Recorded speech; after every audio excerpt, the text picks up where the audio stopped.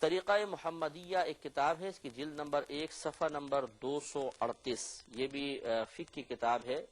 اس میں جو حرام تعظیمیں ہیں یا حرام عاجزی کے انداز ہیں اس پر کلام کرتے ہوئے کہتے ہیں وَمِنْهُ، اور اس حرام عاجزی میں سے السجود والرکوع والانحناء للکبراء عند الملاقات والسلام وردہ، ان میں سے اس حرام عاجزی کے اظہار میں سے سجدہ کرنا، رکوع کرنا اور جھک جانا بڑوں کے لیے، بڑا چاہے وہ امام ہو، خطیب ہو، عالم ہو، مفتی ہو، پیر ہو، جس کو بھی آپ بڑا سمجھتے ہیں، اس کے لیے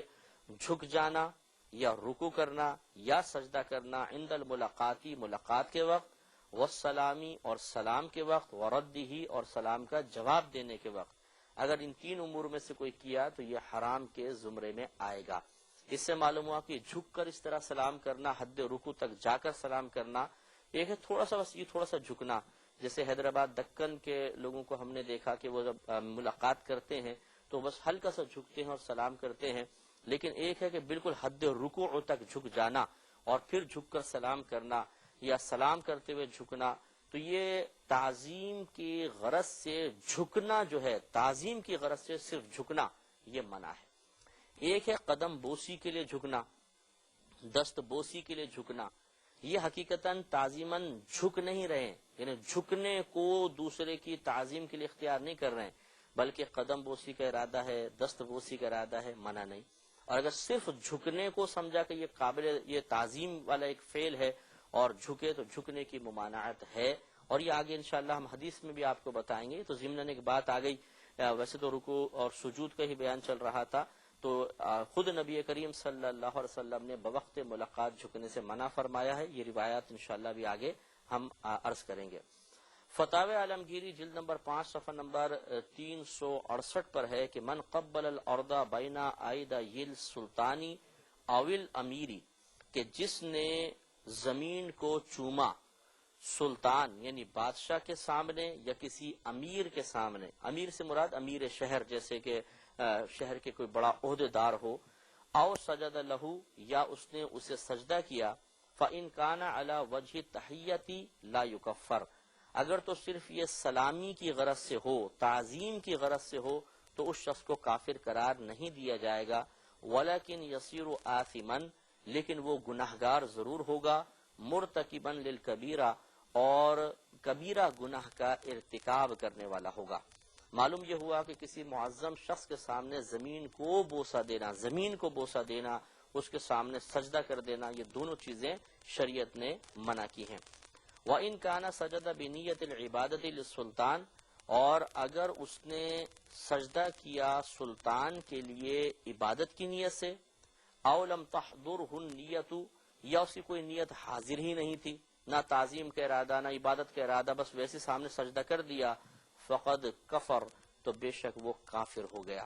معلوم ہوا کہ یہاں پر تین صورتیں بنائیں، ایک یہ کہ عبادت کی نیت سے سجدہ کرنا، نمبر 2 تعظیم کی نیت سے سجدہ کرنا، نمبر 3 صرف ویسے ہی سجدہ کرنا، کوئی نیت حاضر نہ ہو، نہ تعظیم کی نہ عبادت کی۔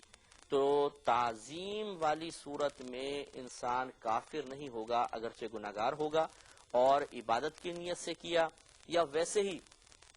مطلب کوئی نیت حاضر نہیں تھی کر لیا، ان دونوں صورتوں میں فقہا نے کفر کا حکم دیا ہے۔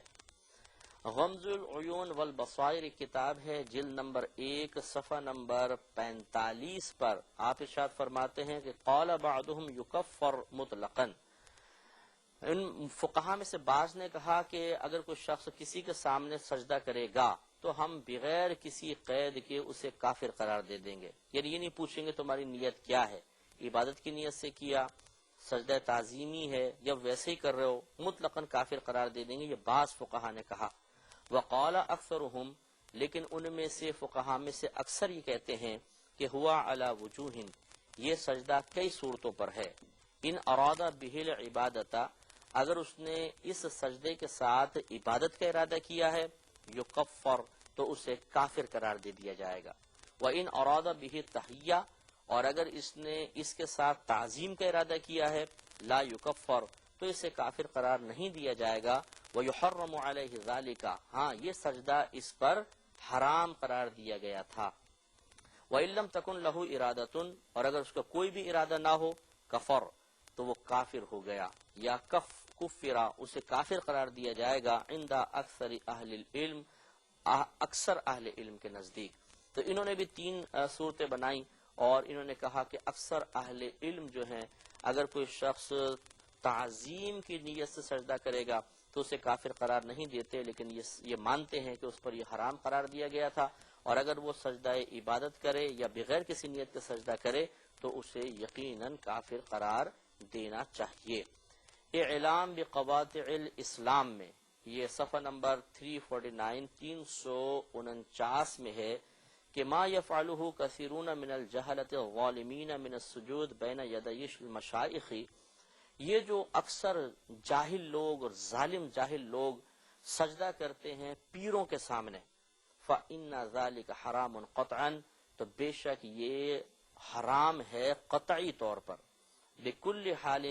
ہر حال میں، سواء کان للقبلۃ او لغیرہا، برابر ہے کہ وہ قبلے کی طرف ہو یا قبلے کے علاوہ، یعنی سامنے پیر بیٹھا ہوا ہے، قبلہ بھی اسے سمت ہے، چاہے ایسا ہو یا نہ ہو، یہ منع ہوگا۔ وسواء قصد السجود للہ تعالی او غفلا، اور یہ بھی عام ہے، برابر ہے کہ چاہے اس نے اللہ کو سجدہ کرنے کا ارادہ کیا، بظاہر یہاں جھک رہا ہے لیکن سجدہ کرنے کا ارادہ اللہ کو ہے، او غفلا، یہ اس سے غافل ہے، ہر صورت میں یہ حرام ہے۔ اور کہتے ہیں وفی بعض ما یقتضی الکفر، اور اس کی بعض صورتوں میں وہ صورتحال بھی ہے کہ جو کفر کا تقاضا کرتی ہے، اور وہ وہی ہے کہ اگر کوئی شخص عبادت کی نیت سے سجدہ کر لے تو اسے کافر قرار دیا جائے گا۔ تو یہاں تک جو ہم نے فقہاء عظام کی عبارتیں آپ کی خدمت میں عرض کی، اس سے معلوم ہوتا ہے کہ سجدہ عبادت تو کسی صورت میں معاف نہیں ہے اور وہ کفر قرار دیا جائے گا۔ سجدہ تعظیمی پر اکثر اہل علم متفق ہیں کہ یہ حرام ہے، اور اگر کوئی بغیر نیت کے کسی کو سجدہ کرے، نہ عبادت کی نیت ہو نہ سجدہ تعظیمی کی نیت ہو، تو بعض نے کہا کہ یہ کفر نہیں ہے، اور بعض کہتے ہیں، بلکہ اکثر یہ کہتے ہیں کہ اس کو بھی کفر قرار دیا جائے گا۔ اللہ تبارک و تعالی ہمیں تعظیم کی ان ناجائز صورتوں سے بچنے کی توفیق عطا فرمائے۔ وآخر دعوانا ان الحمدللہ رب العالمین۔